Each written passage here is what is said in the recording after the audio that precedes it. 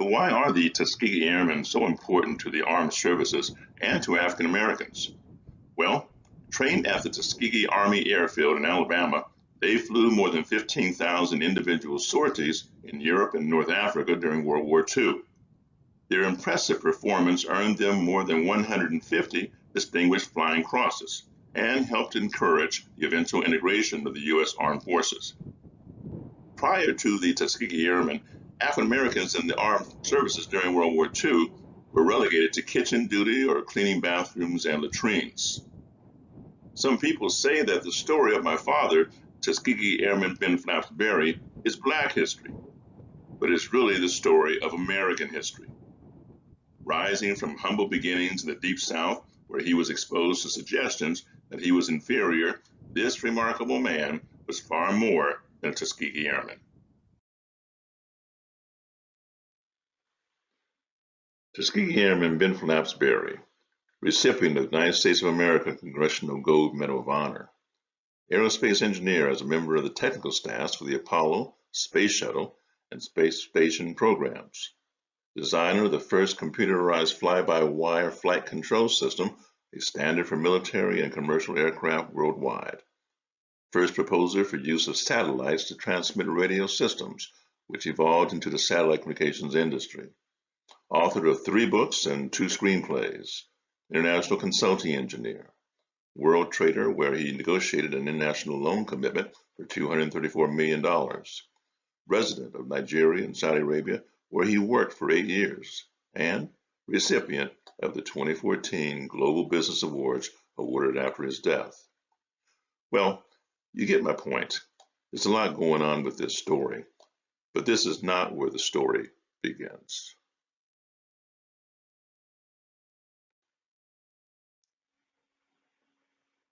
Ben Berry was born on February 17, 1925, and his family had its origins in the states of Arkansas and Illinois. Although my great-grandfather was an enslaved person, my father's father was Charles O'Berry. He was a minister in Pine Bluff, Arkansas, who married Benny Lou Bell from the Quapaw tribes in Arkansas. Her name Benny, spelled B-E-N-N-I-E, is where our first names came from. Dad was Benny, B-E-N-N-Y. I am formerly known as Benjamin, as is my son. Charles and Benny had 8 children. 1 died during childbirth and 1 died at age 1.5 years. My dad was the last of 8 children to be born in 1925. The family owned 160 acres with a lake in the middle, deeded from Dad's mother's tribal land. There was a grassy hillside overlooking their lake where Dad would spend hours lying on his back watching airplanes from Pensacola, Florida's Naval Training Base as they practiced dogfights all over the sky. At their altitudes, they looked like tiny blue and yellow toy airplanes. He would say to himself, "Someday I'm going to fly airplanes." He was 5 years old when one day, as he lay on the hillside, an airplane circled around the lake at treetop level, and to his greatest surprise, it actually landed near the lake. This was the first time he had seen an airplane up close, and the pilots allowed him to jump on board and play with the controls. As the years passed to 1930, the local Ku Klux Klan, the KKK, discovered that Dad's father was the person that had contacted the U.S. Secretary of Agriculture about injustices being perpetrated on black farmers. At the point of a shotgun, the Klan told his father that they wanted the land and that he had to leave the state of Arkansas, or they would kill the children.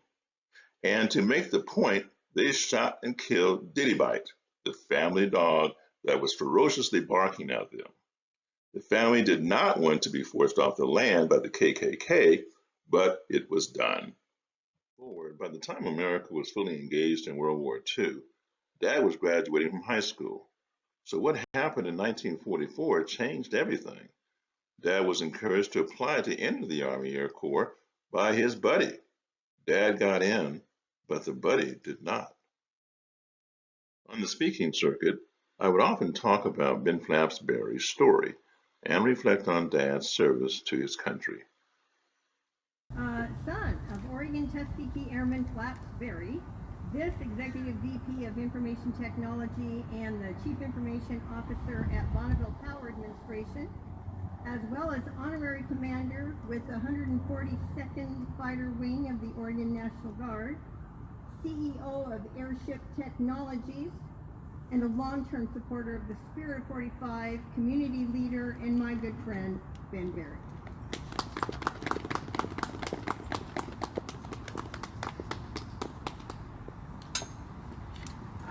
Well, thank you, Barbara, and it's actually very good to be back with the Spirit of 45.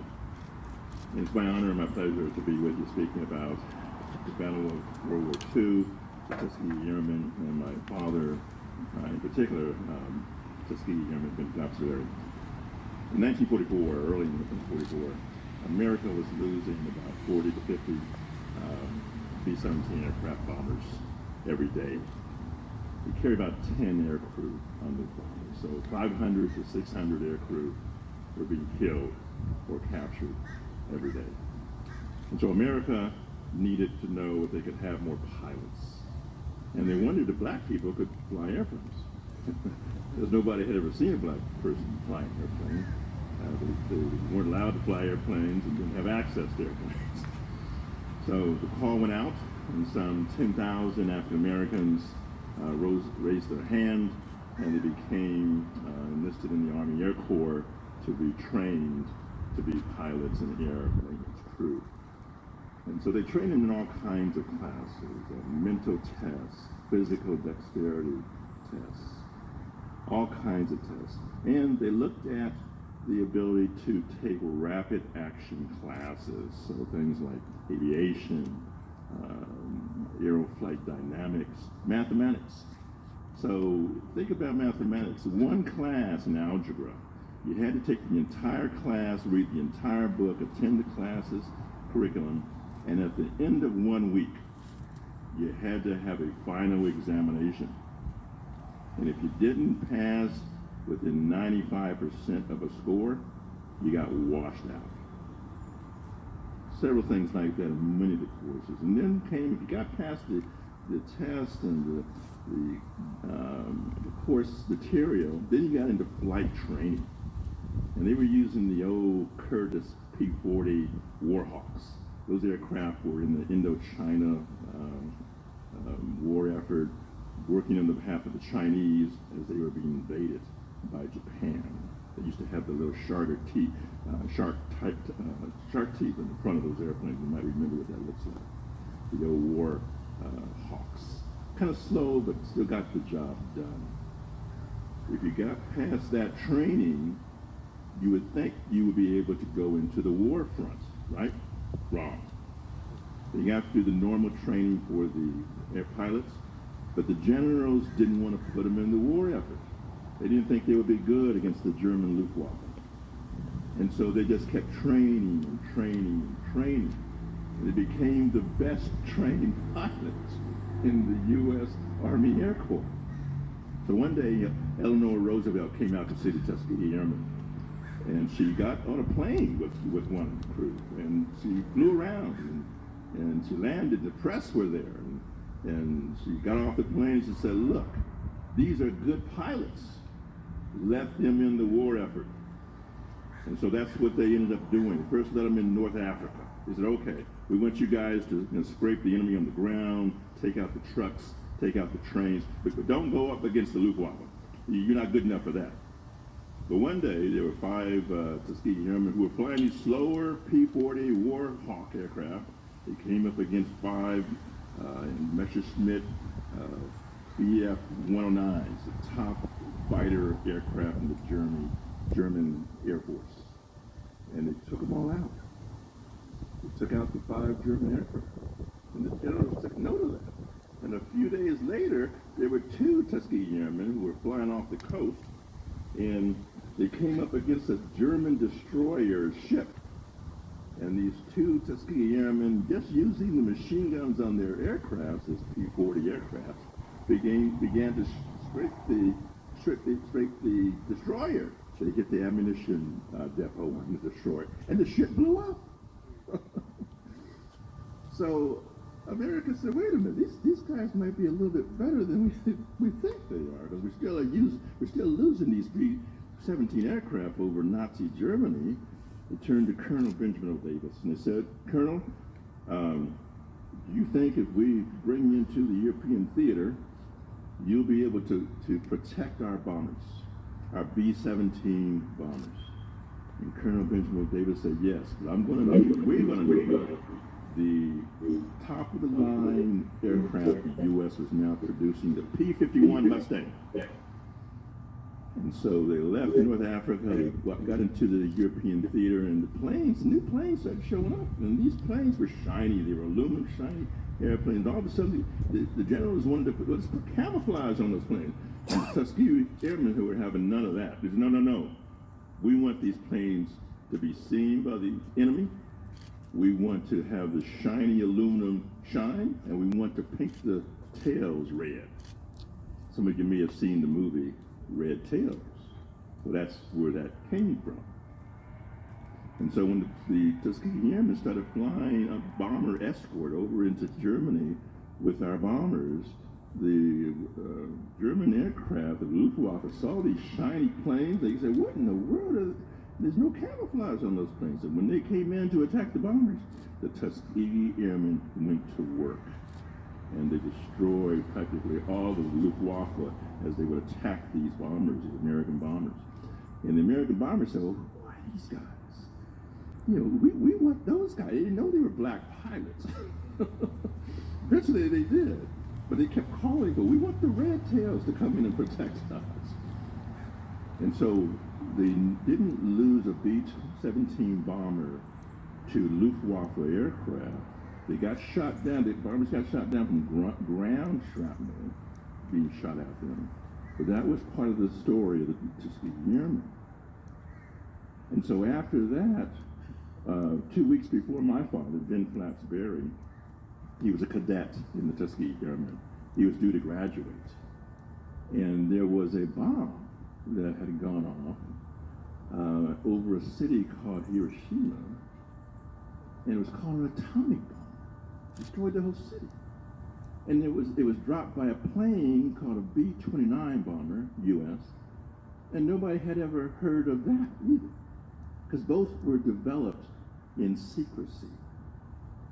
And when they asked the Japanese to surrender, much like Germany had surrendered in May of 45, this was August 6, 1945, that they had actually destroyed Hiroshima. The Japanese said, well, one plane and one bomb can't destroy one city. We don't believe it. And so 3 days later, August 9th, America dropped another atomic bomb on Nagasaki, destroying the whole military city. After that, the Japanese said, okay, you've got a secret weapon. We're going to sue for peace. So the war was winding down, and within that 2-week period, they were asking the Tuskegee Airmen, who were now in the Bomber Command, preparing to actually invade Japan. So my father in the Bomber Command was flying a B-25B Mitchell bomber to fly off aircraft carriers, much like they had done with Jimmy Doolittle in April of 42. But because the war was winding down, they said, okay, we're going to now move the Army Air Corps into the U.S. Air Force. We don't know what that's going to look like, what the time commitment's going to be.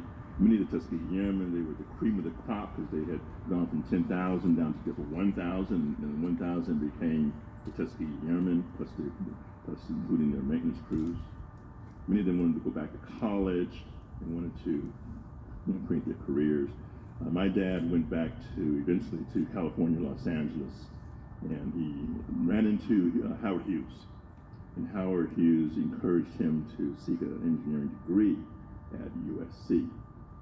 And so he ended up going through Aeronautical Engineering. He became the very first African American to graduate in Aeronautical Engineering at USC, which allowed him to work in the aerospace industry. So it's been my pleasure to tell that story to you today and to give you a glimpse into what African Americans were doing then, even though they weren't really accepted during the 40s, the 50s, the 60s. America didn't celebrate African Americans. Our history wasn't told until more recent times. And you see things like the Red Tails movie coming out. Even my dad didn't tell us he was a Tuskegee Airman when I was growing up. I had to find that out by watching one of the Tuskegee Airman movies. And I came home, Dad came home and said, I said, Dad, there were black pilots in the Air Force during the war. They were called the Tuskegee Airmen. And he said, well, yes, and I was one of them. So that's how I found out about Tuskegee. Thank you. So what was it like when the Tuskegee Airmen encountered Nazi Germany's introduction of jets near the end of the war?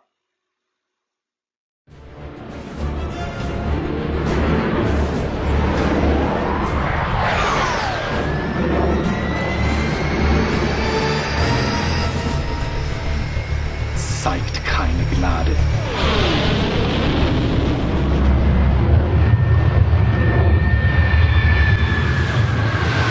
Oh, shit! We got jets! What the hell? Hey, what? Oh, no!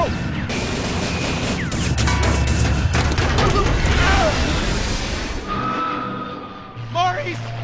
Almost! Break! Here we go!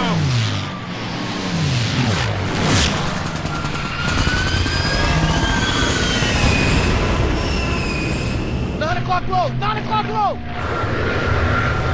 I see him!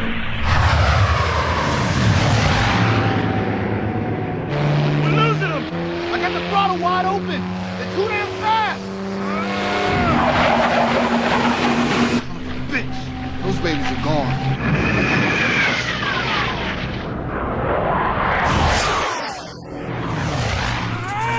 I'm losing power! Stay left! I'll get him!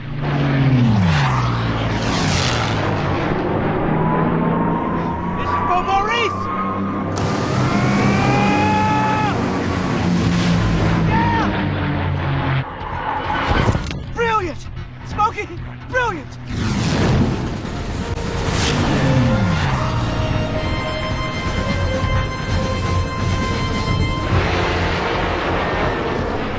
Easy, we got one crossing in front of us. Start firing. He'll fly right into it. I know. I got him.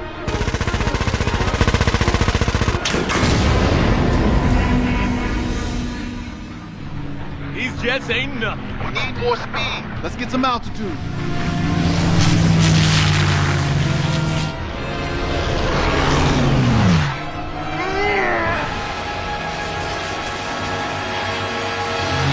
Easy, right there. 10 o'clock.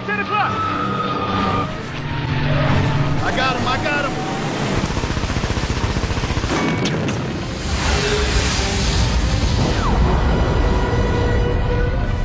Now that's how it's done.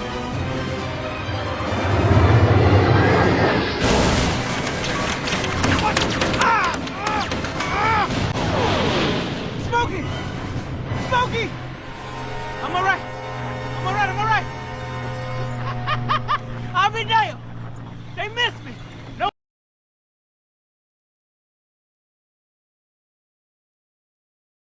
Ben Berry was the featured speaker at the September 19th, 2013 Oregon Aviation Summit.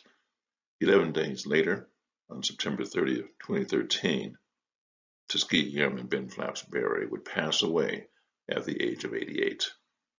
He had a wonderful and fulfilling life and continued to work all the way up until his last presentation at this event, where he received a standing ovation as a true hero.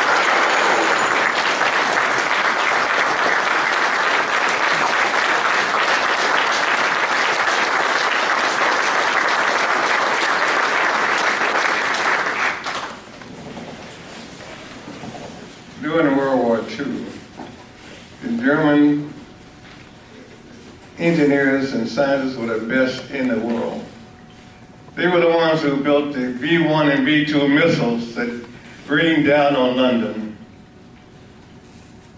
The American Air Corps started daylight raids deep into Germany to try to knock out the facilities that the German scientists were using to create synthetic fuels for the German Air Force. On one of these long-range missions, the B-17s lost 60 bombers. Each carried a crew of 10 crew members. 600 men lost their life in one bombing raid. The American generals were concerned about how to protect the B-17 bombers. Colonel Benjamin O. Davis stepped up and said, "Let us protect them, General. We can protect them." He was able to say this because he knew that the Tuskegee Airmen was the best trained military pilots in the world. Out of 1,000 that started each class, how many do you think was allowed to graduate? Anybody want to give a number? 40. How many? 40. 30? 40. You're close. That's close. 25 was about the standard. It became like a standard for each class. We started with 1,000, graduate 25. The top 2.5%. So we knew we were the best in the world. We should tell each other, "Look proud, mister. You're the best of the best." American general asked Colonel Davis, "Do you think you can reduce my losses by 70%? Colonel Davis said, "We can reduce your losses by more than 70% if you give us the P-51 fighter planes." See, the Tuskegee Airmen were still flying the old P-40 fighter planes, pre-World War II vintage. The same fighter planes that the Flying Tigers were flying in China. They were good airplanes, but they were old and slow. The American generals decided to give the Tuskegee Airmen the P-51. When the Tuskegee Airmen received the P-51, Colonel Davis told the ground crew, "Don't put that ugly camouflage paint on them. Leave them silver. Paint the tails red. We're not trying to hide from anybody." So when the German fighter planes came back to attack the American bombers, they saw them being protected by these silver airplanes with red tails. Everybody else had camouflage paint on their planes. And they knew something was wrong with this picture. It was psychological warfare, that's what it was.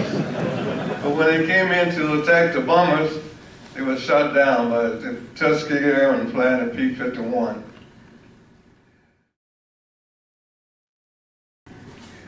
The war was getting late in Germany, and some of the Tuskegee Airmen decided to go back to Tuskegee and learn to fly the B-25 bombers, along with us who were still in training at Tuskegee. And we were being trained to take off from aircraft carriers and attack the Japanese mainland. We didn't actually fly off aircraft carriers, but we were trained to take off within 400 feet. We would sit on the ground, rev our engines up with our brakes on, and release our brakes and leap into the air. That was kind of a fun thing to do for a 19-year-old pilot. Then our chaplain got up in church and said, "I understand you young men are going to be in the leadership of the invasion of Japan. I sure hate to see you beautiful young men get all shut up." This is our chaplain talking. He said, "What did he say?" We couldn't believe what we were hearing. But the chaplain was supposed to be our cheerleader, go, go, go, God is with you, nothing's going to happen to you. But we didn't worry about anything happening to us. We didn't worry about getting shot down. If you get shot down, you just get shot down. We used to sing songs about being shot down.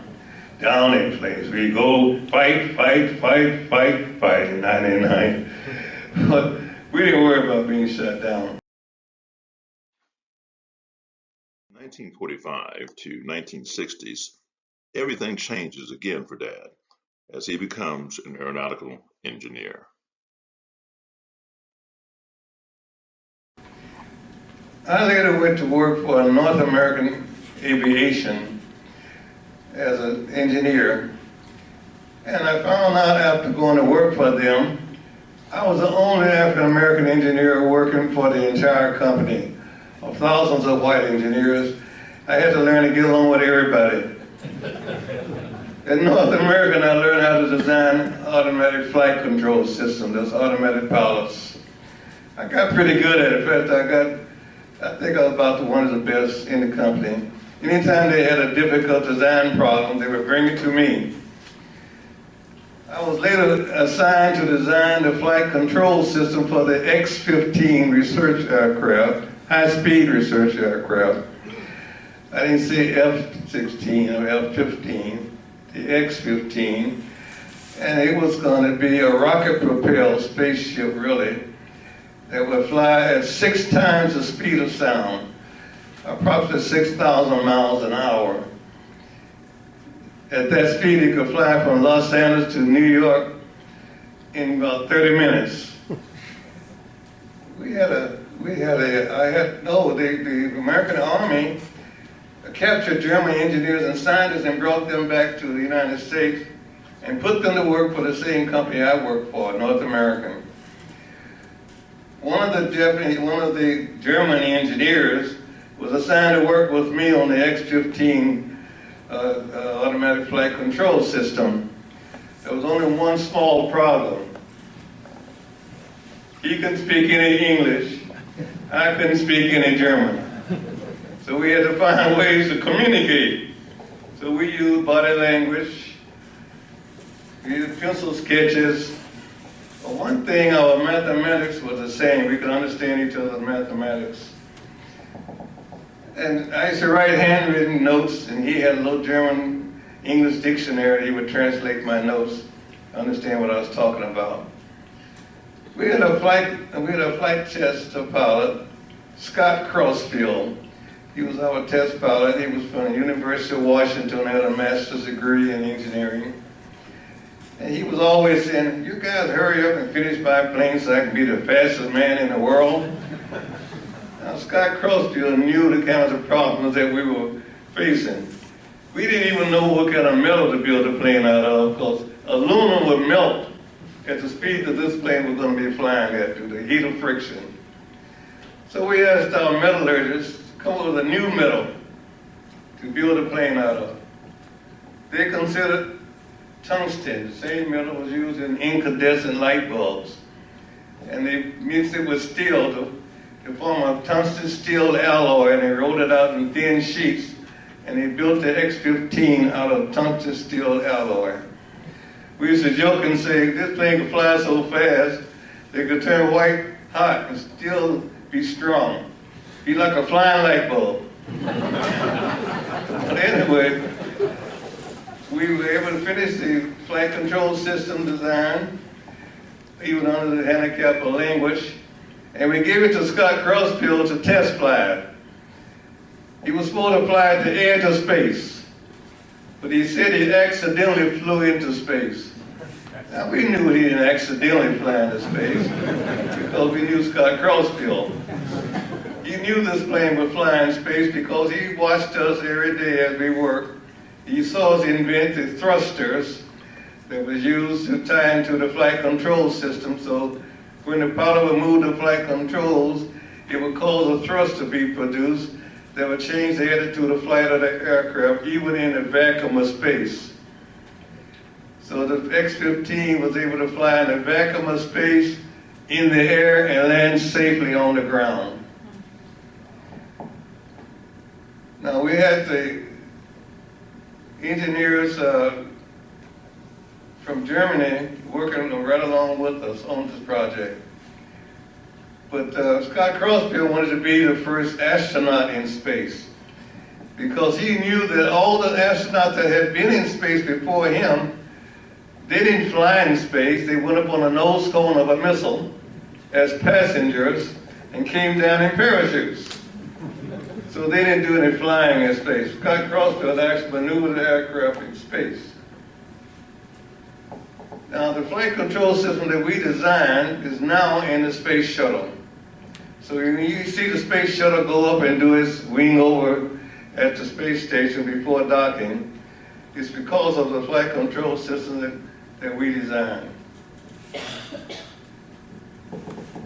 I want to thank you for inviting me here to be your speaker today, and I also want to thank you for your appreciation for the Tuskegee Airmen and for your honoring the Tuskegee Airmen. Seen here is the X-15 high-speed research vehicle where Ben Flapsberry developed the thrusters for maneuvering in space.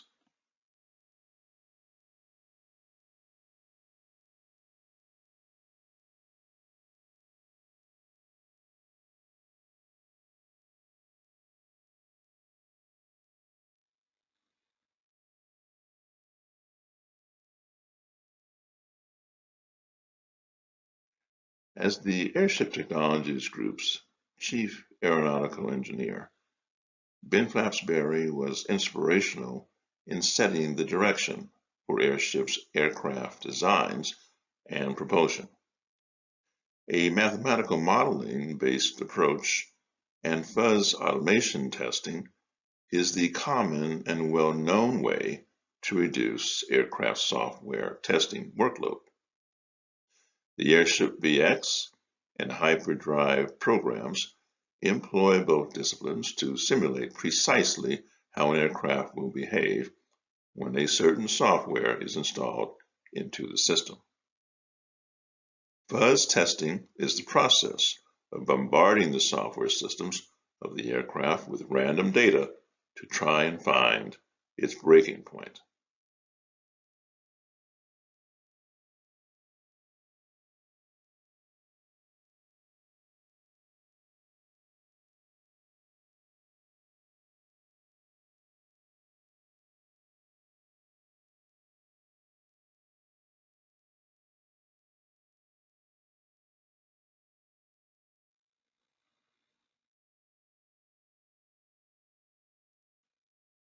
Tuskegee Airmen of World War II in the Army Air Corps.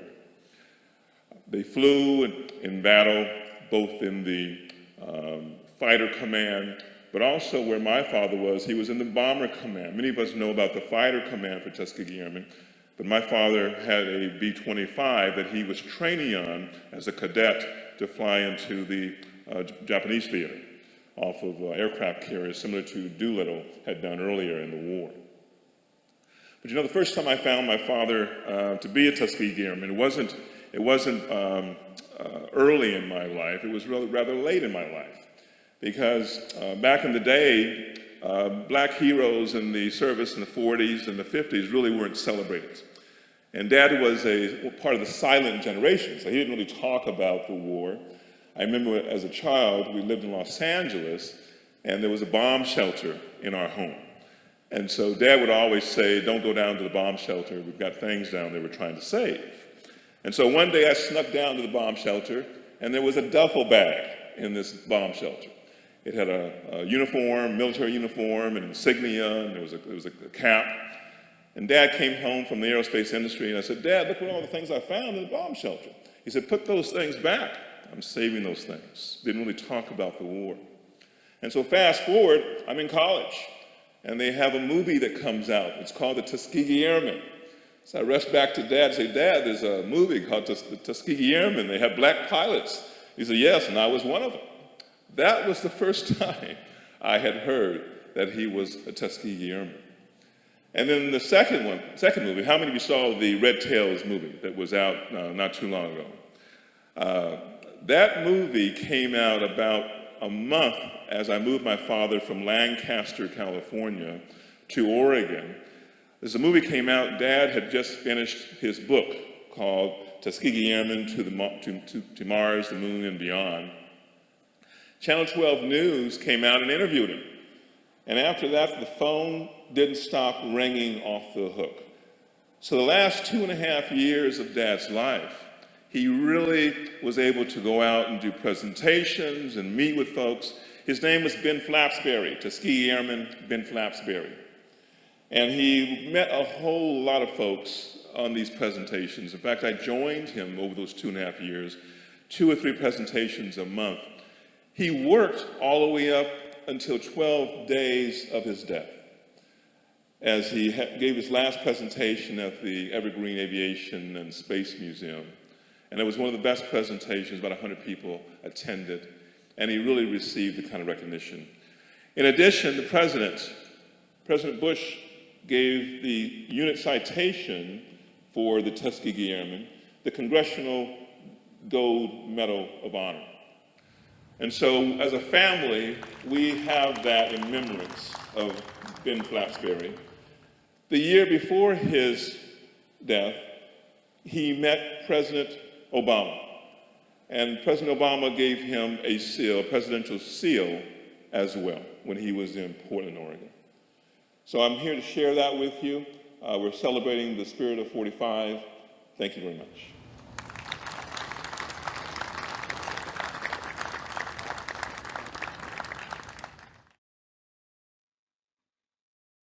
The following was received on October 2nd, 2013, from the state of Oregon.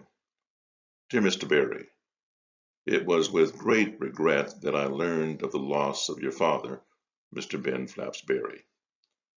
Please know that I join all Oregonians in extending my condolences to you and your family, and that my thoughts are with you during this time of sorrow. By all accounts, your father was an amazing man. His military service as a Tuskegee Airman during World War II is legendary, and ultimately received the recognition of the Congressional Gold Medal. What is equally as impressive is your father's many contributions to our country after the war as a mechanical and aeronautical engineer. He vigorously pursued his passions, and our state and nation are stronger for his service. Simply put, he was one of Oregon's finest. Above and beyond his calling as an airman and an engineer, Ben was a family man.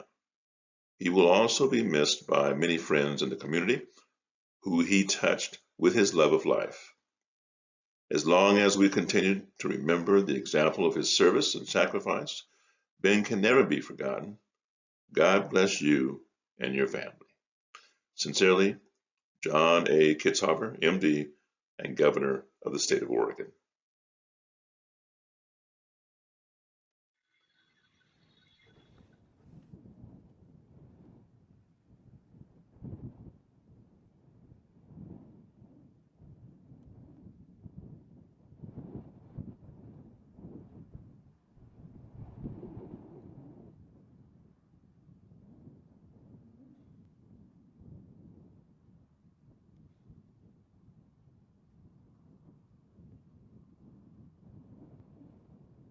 It has been my pleasure to present Days of Remembrance and Reflection.